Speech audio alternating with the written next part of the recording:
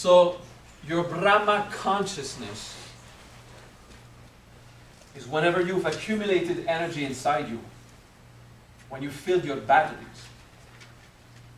Okay, let's speak of the three third eyes. First third eye, right here. The natural third eye. Okay? At the base of your nose, between the brow, at the lowest point. Okay? Push on it, move up and down, up and down, up and down. Da, da, da, da, da, da, turn a bit. Left, left, right. Turn the other direction. Move up and down. Now, up like this. Up, up, up, up, up, up. Alright. So, third eye. This is where you have the natural level of concentration. And there are channels of energy in your nostrils that cross at the base of the third eye physically and then go inside the bone of the skull, and you have the entire breath of peace that I will teach you another time, or you can see videos where it's there. Okay? That's the natural third eye. Now the soul's third eye, or the supernatural third eye, is between the airline and this point, brow, right in the middle there. Okay? Somewhere there is your soul's level third eye. That's the second third eye. Okay? That's where you perceive things more of a spiritual nature. Spiritual beings and this and that. I don't talk about the dead ghost. Dead ghost is from this point that is connected backwards, and the perception is done in the back of the head. This third eye, anyway, the third eye is never about perception, by the way. It's about production. So this natural third eye, the basic one, the first one, okay, is your basic level, basic human level creativity. Okay, decision making, management, focus. Okay. Then when you involve supernatural forces, you have the spiritual third eye, which is higher.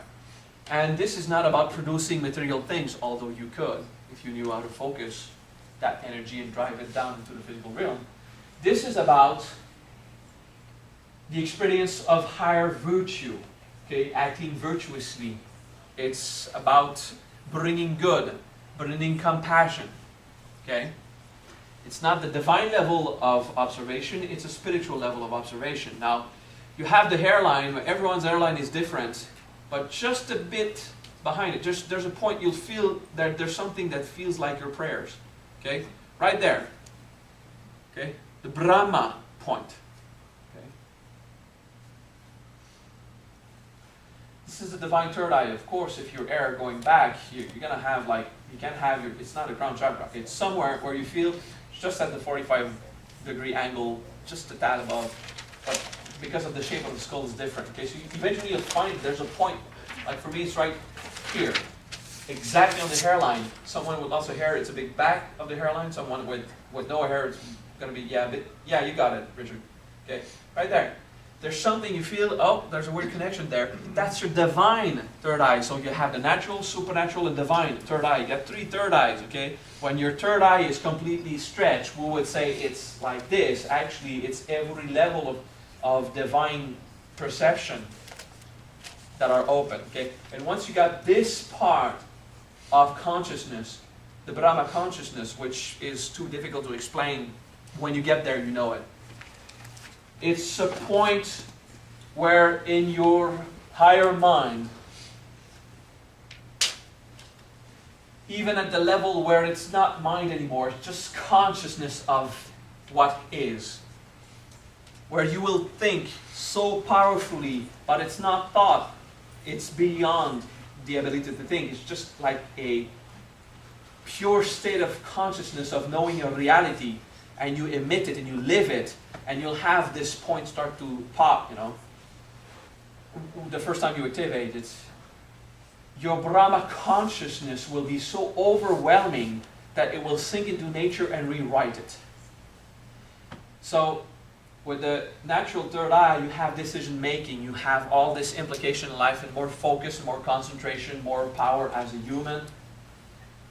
Then you have the soul level third eye that will bring you like some kind of more insight, more concentration in meditation, more spiritual awareness, ability to gaze and contemplate. When you do integration, you're actually working on that level of third eye to see what's in the core of your experience. Okay?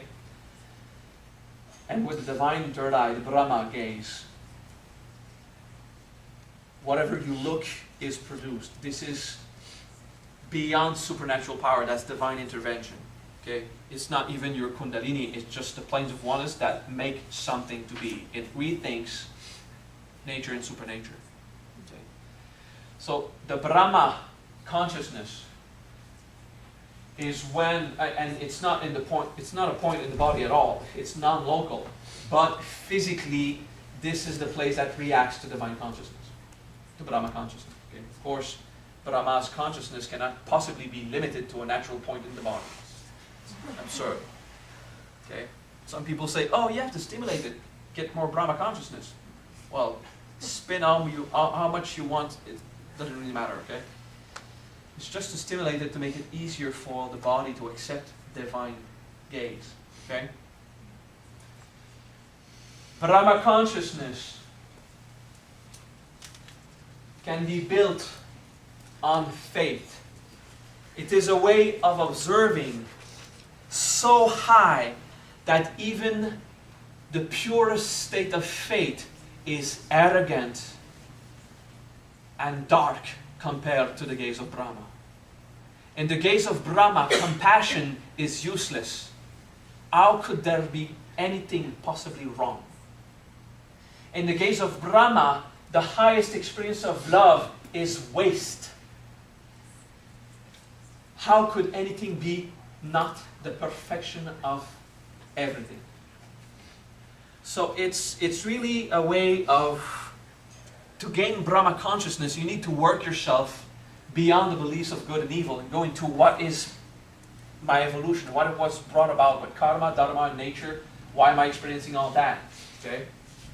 But you can't get it right away. It would just destroy your human systems. You have to become a holy person. And once you're a holy person, destroy the idea that there is holiness. And from the point of view of someone who is not holy, you need to become a holy person. That is perfect understanding of peace, forgiveness, compassion, gratitude, and mindfulness. And from that point, you master the experience of faith, Shraddha. Faith, there's a city for faith, Shraddha. You just want to write it, faith.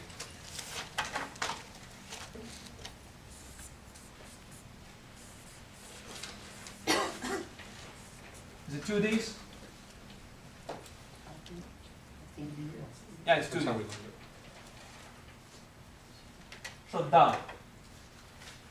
Shraddha is a Sanskrit word, it means faith. It's a specific application of faith where you will produce in a defined world. Okay? Faith is, it will happen correctly. Everything will be fine. Okay? It's not like the favorable mantra, it's something else, but almost the same. Shraddha is a meditation, a siddhi Shraddha, where you accept in a perfected state of faith the perfection of God's creation, God's will, God's essence, because you are still in the point of view that there could be something imperfect, which is very good to develop faith. Once you master peace, forgiveness, compassion, gratitude, mindfulness, faith, and simply absorb yourself in a graceful fashion in the perfection of all things. Shraddha. And you also contemplate the concept of vacuity, nothing, bu.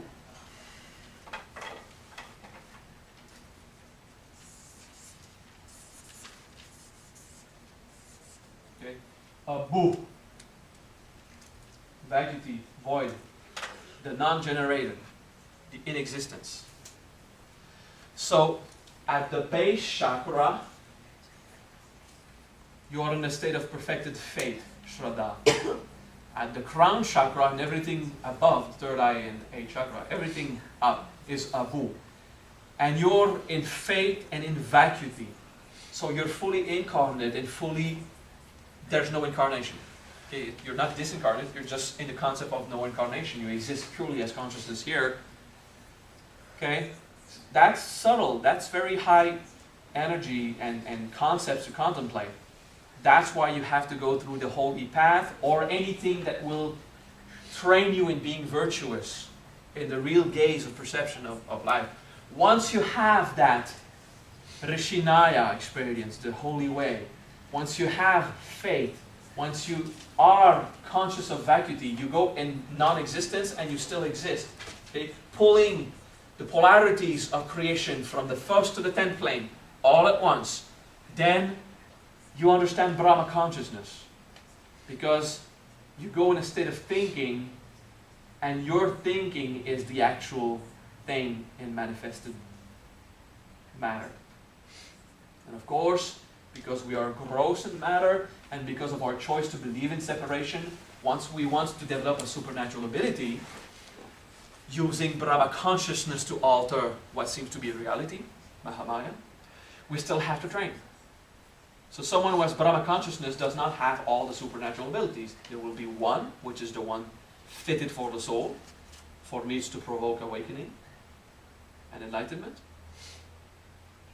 For others to bring joy, for others is to bring a comprehension of the mysteries of life. Everyone has a different supernatural ability. And then you can decide to develop another one. Okay? The ability I decided to develop is compassion. Because for me, compassion is probably the highest and most useful supernatural ability.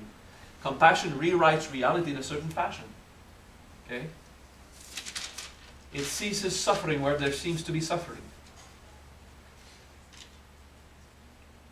Brahma consciousness is when you are freed from any of the denser levels of existence, which is from plane 2 to plane 10. This is dense. Okay?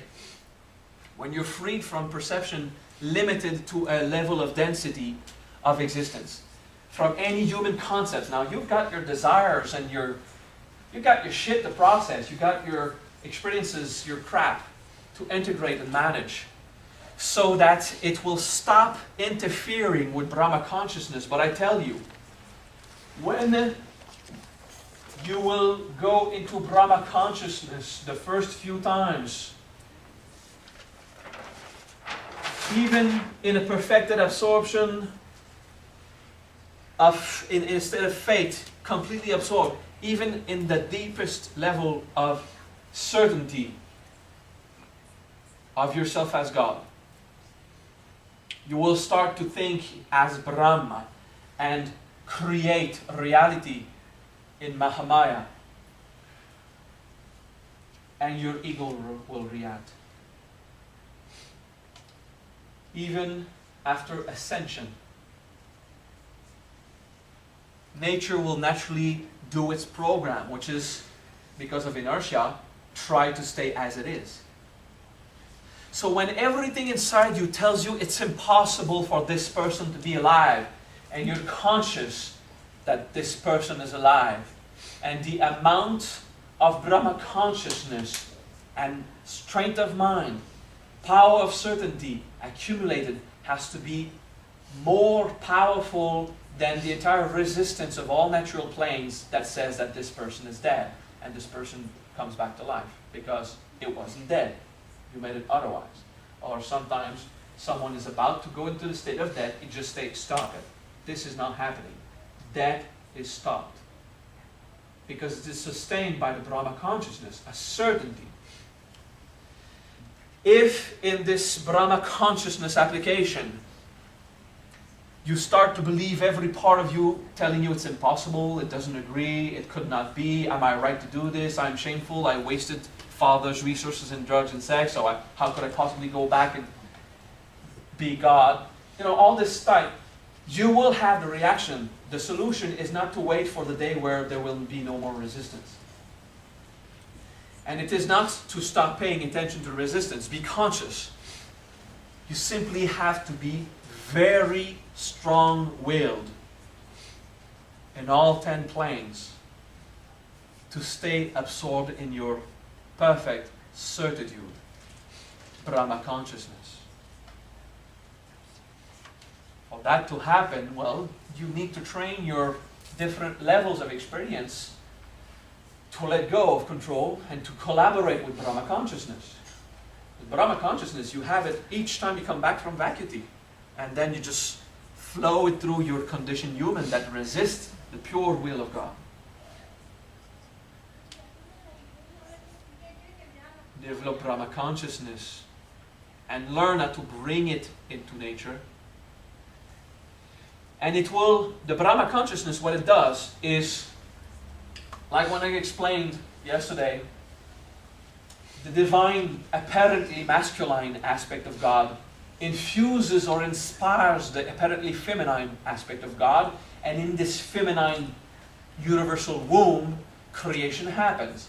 So your Brahma consciousness, your localized experience of Brahma unified consciousness, will taint your shakti, and this shakti will produce a miracle, or the alteration of nature, which is not explained through objective observation.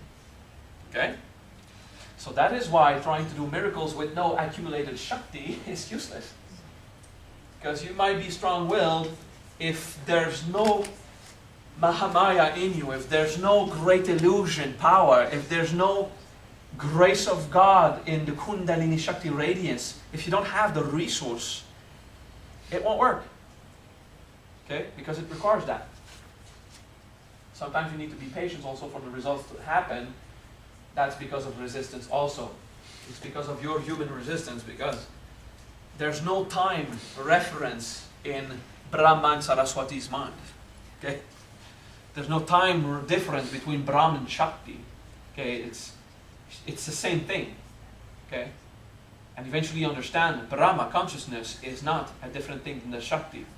The Shakti is the pulled out, the apparently separated experience of Brahma consciousness, because it seems to have went down into tangibility or density at various levels. Okay? Read. The science of miracle work is the art of staying a human, a soul, an animal, while you are so divine. While at the same time being completely divine. Those saints who work their way in being completely divine by denying that they are humans, animals, or souls, they attain the experience of Brahma or the Father. They do it. But they can't pull this into nature because they said that nature does not exist. Okay, that's the way, that's a method. It's okay. These people, they do realize themselves, they do accomplish and go into a state of grace for eternity, or whatever they're focused on. But they won't be very useful in altering nature or helping humans go through their shit, because what they did is denied it. That's not my view of what it is to be God Almighty. I'd rather do the hard path, which is acknowledge every single thing I experience is of a divine nature, especially when I'm convinced it's not. Okay? Breathe.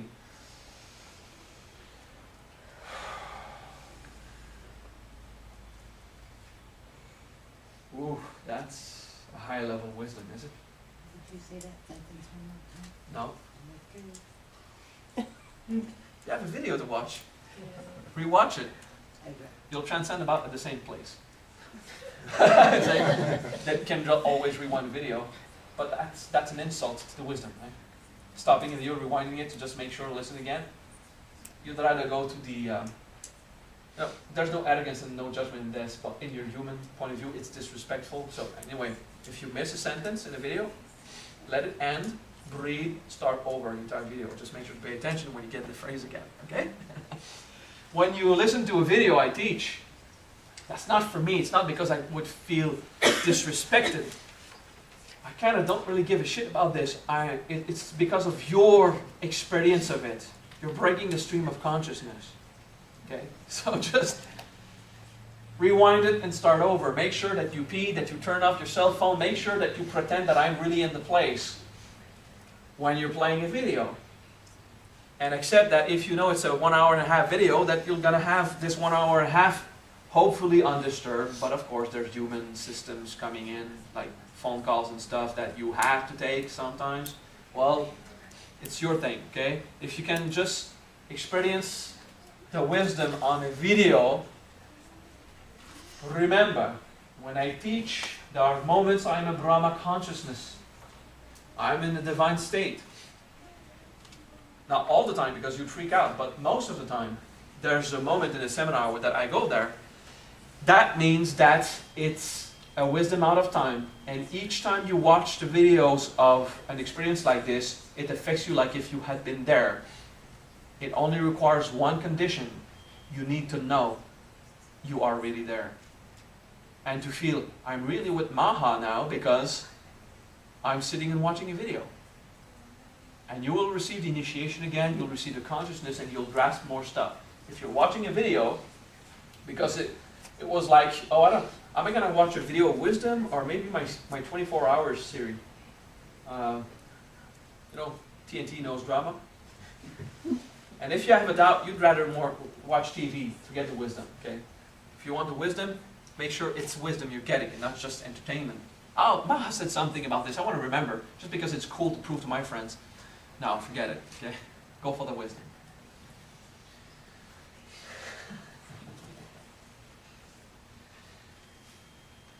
When I was teaching you about Brahma consciousness a few minutes ago, you were transcending. Now I will speak about handling videos and stuff and Dharma. Oh, it's easier to be here, right? That's how it works. Okay? I want you to land now. To land down. You know, at the end of a trip, start landing. To help your human system accept all that wisdom. I gave you information that will help you understand your experience progressively until you finally can transmute your human nature and experience the divine nature, and even after experiencing divine nature, trigger it at will, which is a challenge. You need to learn how to trigger divine nature, just sitting and go there. And then if you want, use Brahma consciousness and infuse shakti and produce something out of it. And even that takes training. Each different power, each different manifestation takes training to get your human resistance used to it. Okay?